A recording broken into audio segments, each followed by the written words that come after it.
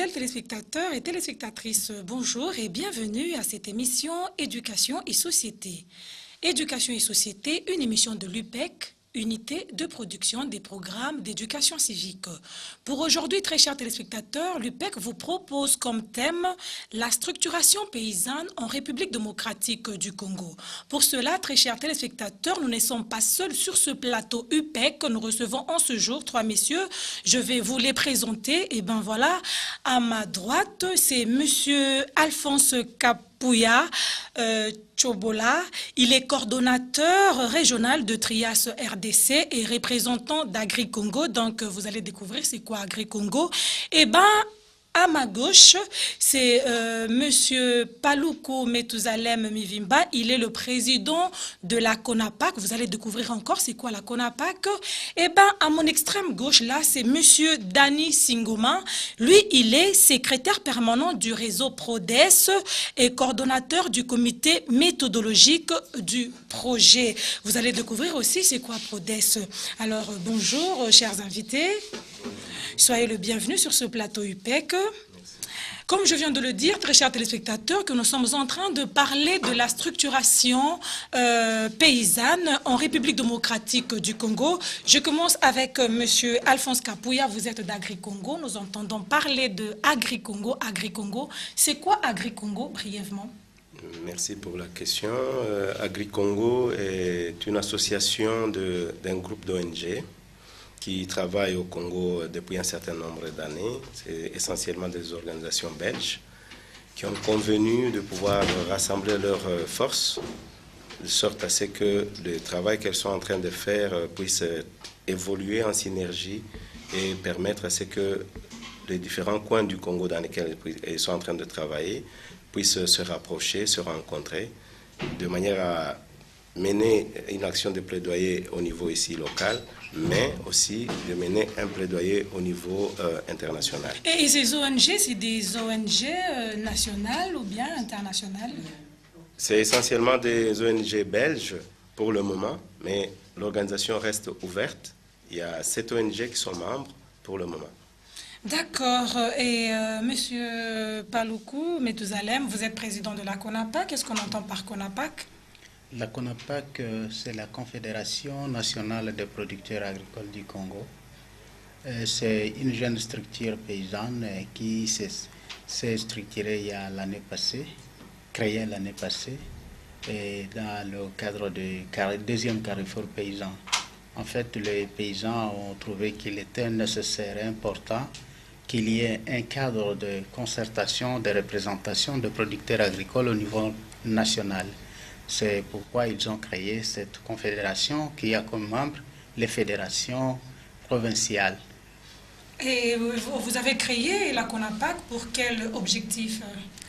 En fait, l'objectif de la CONAPAC, c'est la représentation, comme je disais, la représentation des producteurs agricoles à tous les niveaux, que ce soit les niveaux local, national et national, et la défense des intérêts des producteurs agricoles au niveau national ainsi qu'au niveau international. Donc on peut dire que la CONAPAC regroupe toutes les organisations paysannes de la République démocratique du Congo, ou bien il y a quand même quelques organisations qui ne sont pas membres de la CONAPAC? Donc la vision de la CONAPAC, c'est vouloir regrouper tous les producteurs agricoles du Congo.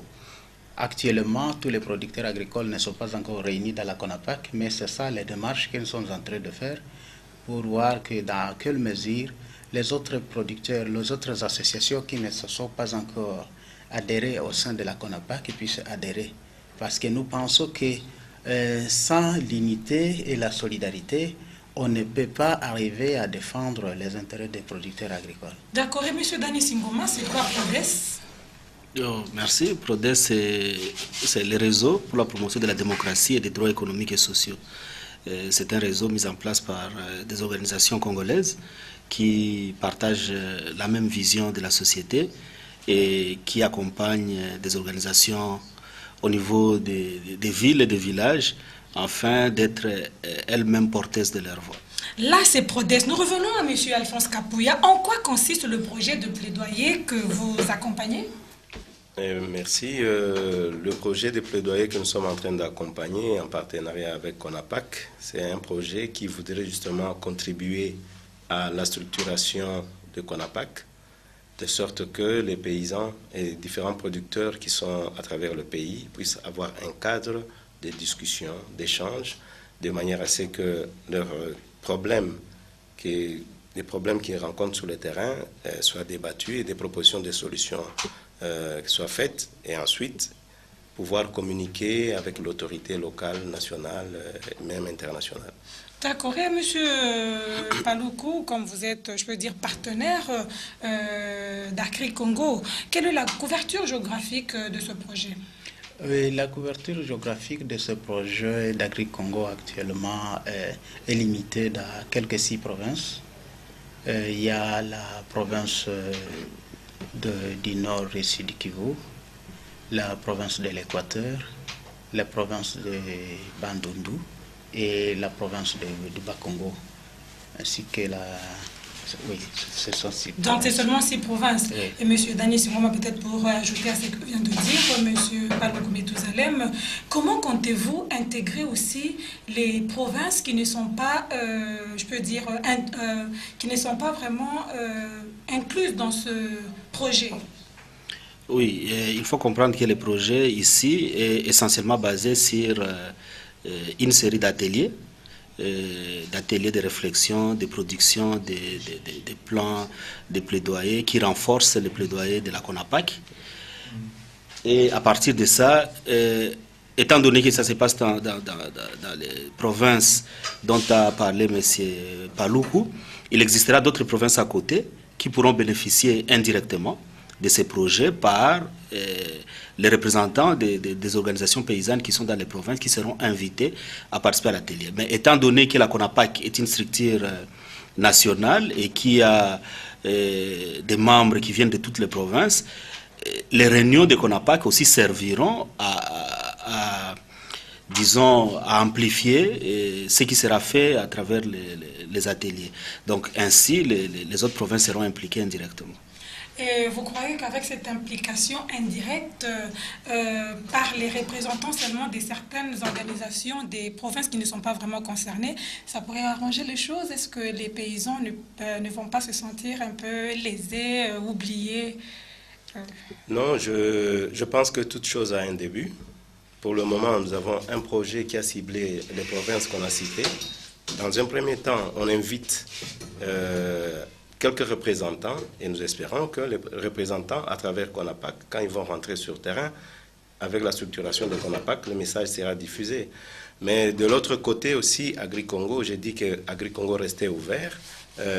S'il y a d'autres organisations qui sont dans les provinces qui ne sont pas prises en compte par le projet, les autres organisations peuvent nous rejoindre. Comme ça, nous rassemblons tout ce que nous avons comme moyen pour pouvoir donner la chance à toutes les provinces d'évoluer au même rythme.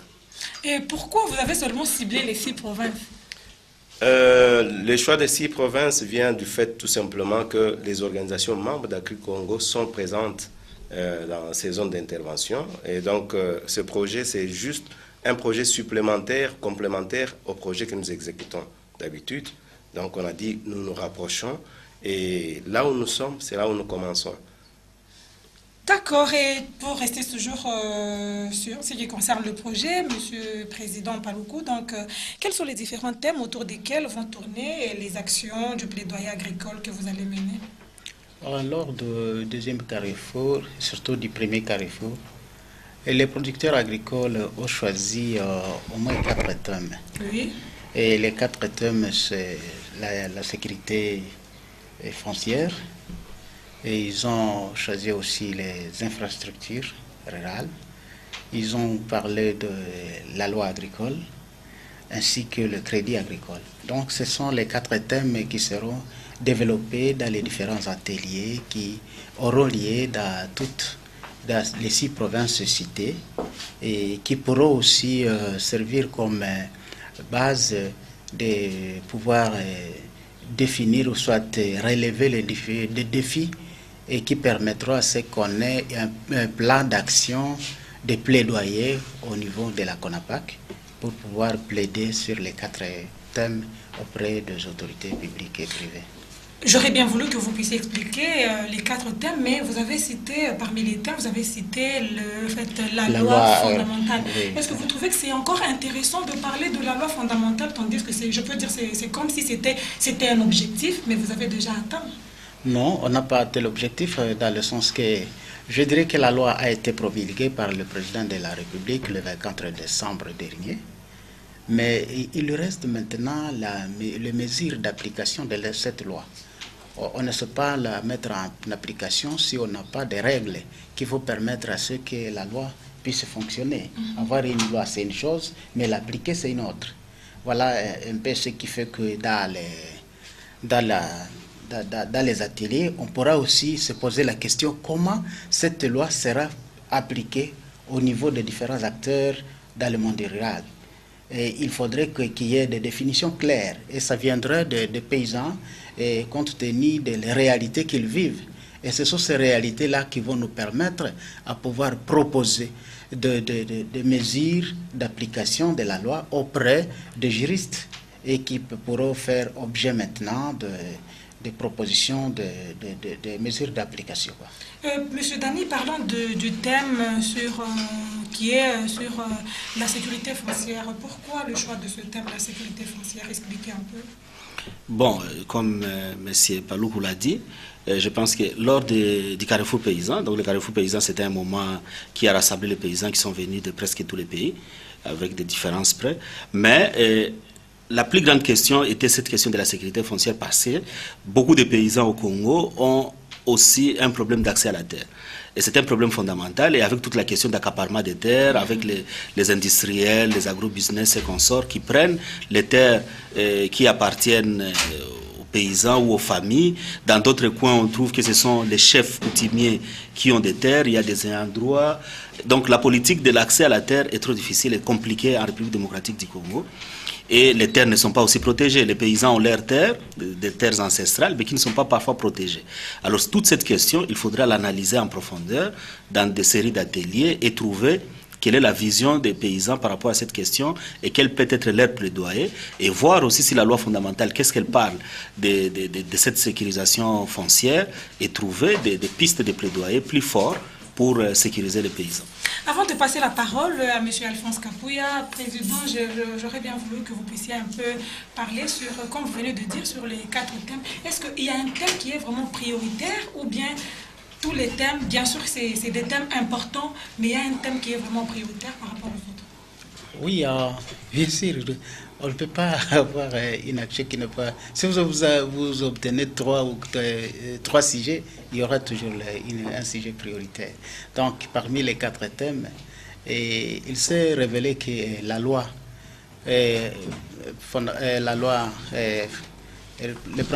portant principes fondamentaux relatifs à l'agriculture s'est révélé que c'était le thème prioritaire. Et compte tenu à ce que la loi a été promulguée, mais il faudrait des mesures d'application.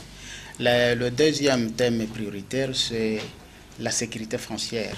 Il s'est révélé que aussi les paysans ne sont pas sécurisés sur leurs terres, et compte tenu, comme disait Dani, de l'évolution du monde, avec tout ce qui est l'engouement et la soif des internationaux de vouloir accéder à des terres dans nos pays, en Afrique surtout. Et il faudrait qu'on réfléchisse sur la sécurité foncière des petits producteurs agricoles, surtout, je dirais, la sécurité foncière juridique des terres rurales.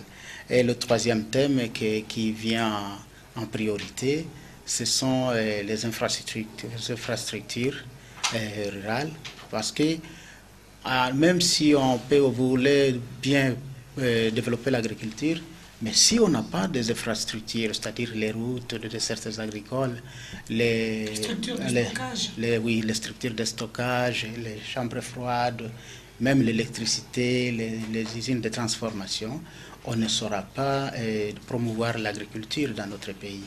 Et en fait, le crédit agricole, pour développer l'agriculture, il faut aussi avoir des moyens. Et ces moyens-là, il faut qu'on les disponibilise auprès des producteurs agricoles. Quand ils font leurs champs, il faudrait qu'ils aient les moyens pour s'acheter des intrants agricoles, les semences, les pesticides et autres.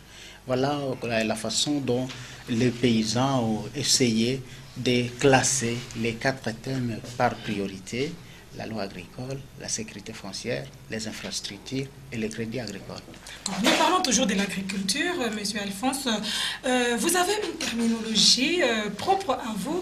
Est-ce que vous pouvez éclairer la lanterne de nos téléspectateurs sur des termes tels que, je vois, il y a OP, il y a OPA, il y a OA, il y a CPN, il y a CPP. On commence par vous. D'abord, CPP, c'est quoi? CPP, dans le cadre du projet, c'est le comité de pilotage provincial. En fait, c'est dans l'organisation du projet. Au niveau national, si vous permettez, je vais parler aussi de CPN. Oui, oui. Au niveau national, nous avons un comité qui rassemble les différentes parties prenantes pour piloter le projet. Il y a la CONAPAC, il y a les représentants d'Agri-Congo, il y a les comités méthodologiques et les leads administratifs.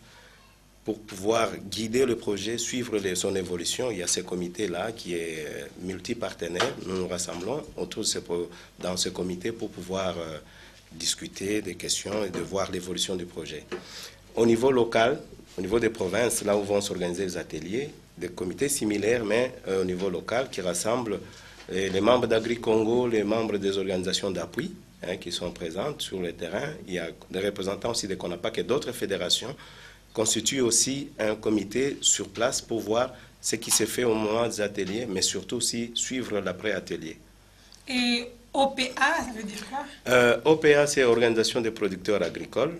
Et là, c'est dans la structuration, comme M. Paluku l'a dit, les producteurs, là où ils sont, ils se retrouvent, ils s'organisent pour pouvoir défendre leurs intérêts. Et le type d'organisation, on appelle Organisation des producteurs agricoles. D'accord. Et M. Paluku, OP et OA, ça veut dire quoi?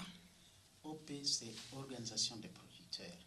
Et là, c'est un peu vague, je dirais. Quand on dit Organisation des producteurs, on ne sait pas quel producteur. Mais normalement, ici, dans le cas de l'agriculture, quand on parle de OP, c'est Organisation des producteurs. C'est sous-entendu agricole. Et OA, c'est organisation d'appui. Et souvent, nous parlons des organisations d'appui. Ce sont des ONG ce sont des personnes qui se sont mises en place. Ils ont créé une structure pour vouloir accompagner un groupe cible. Et souvent, ces groupes cibles-là, ce sont des producteurs agricoles. Alors, on les appelle OA, organisation d'appui. Ils appuient un groupe cible, donc qui sont parfois les producteurs agricoles. Ok, pour parler toujours du projet, M. Dani, ce projet, comment il sera géré administrativement? Ok, administrativement, disons, bon, le projet est géré de plusieurs façons. Avant de parler d'administrativement, il y a la question, il est géré politiquement et il est géré administrativement. Politiquement, comme c'est un projet d'un partenariat entre Agri-Congo et la CONAPAC gère les questions politiques liées à ce projet et la question administrative est gérée par Agri-Congo, par le truchement de Trias. Donc, représenté par M. Alphonse. Donc, c'est ainsi qu'il est géré, mais avec des responsabilités, comme l'a décrit si bien M. Alphonse, au niveau des provinces. Bien qu'il y a, par exemple, Trias a les leads administratifs, mais il y a une cogestion, une transparence dans la prise de décision, dans l'affectation des moyens, dans les décisions. Bien éclairé. Monsieur Methouzalem, vous étiez réunis pendant 3 jours au centre Nganda, en atelier. Est-ce que vous pouvez nous dire, est-ce que c'est déjà le début du projet ou bien c'était juste une réunion de concertation? Non, c'est le début du projet. Le début du projet parce que l'atelier que nous avons fait au centre Nganda était un atelier qui avait comme objectif le lancement. Donc le nom c'était le lancement du projet. Donc c'était le début du projet où nous avons essayé de voir tout ce qu'on s'est proposé dans le projet. Est-ce que tout ce qu'on s'est proposé, est-ce que c'est faisable? Et voir tout ce qu'on s'est proposé comme rôle, responsabilité de chaque partie prenante dans le projet. Est-ce que ces rôles-là, ces responsabilités sont vraiment bien partagées, bien définies? Et est-ce que chacun reconnaît ce qu'il va faire dans le projet? Alors c'était ça l'objectif du projet et de l'atelier. En plus, en atelier, nous avions pensé aussi de l'après cet atelier. C'est-à-dire, après cet atelier, voir qu'est-ce qui va se passer au niveau des provinces pour que les activités puissent continuer. Donc, je dirais que c'est déjà le début du projet. Et M. Alphonse, vous avez parlé tout à l'heure de CPP et CPN. Donc, CPP, Comité de pilotage provincial, et CPN, Comité de pilotage national. Est-ce que ces deux comités se trouvent au niveau du projet ou bien c'est au niveau de la CONAPAC? Non, comme je l'ai dit, ce sont des structures de suivi au niveau du projet. Le comité de pilotage national rassemble les représentants au niveau national. Et comme le projet, nous disons que son cœur se trouve dans les provinces, les comités de pilotage provinciaux se trouvent au niveau des provinces, mais ça rassemble les différents partenaires au projet. Ce n'est pas au niveau de CONAPAC. D'accord. Et à l'issue de ce projet, qu'est-ce que AgriCongo attend du mouvement paysan République démocratique du Congo? Le rêve d'AgriCongo, c'est que demain, il y ait une structure forte qui rassemble les organisations paysannes dans lesquelles les producteurs agricoles ont l'élite, ils ont la parole, ils défendent leurs intérêts, ils représentent leurs intérêts, ils sont interlocuteurs auprès des autres acteurs, mais nous pensons que c'est un chemin qui est assez long. Après ce projet de 2 ans, on espère qu'on aura lancé une dynamique qui, avec le temps, va se consolider et pourra se traduire vraiment en une structure forte que nous souhaitons être le CONAPAC. C'est un souhait, le message est passé. Alors, très chers téléspectateurs, nous allons chuter bientôt. Alors, je vais donner la parole à M. Dani pour un petit mot de la fin à tous ceux qui nous suivent.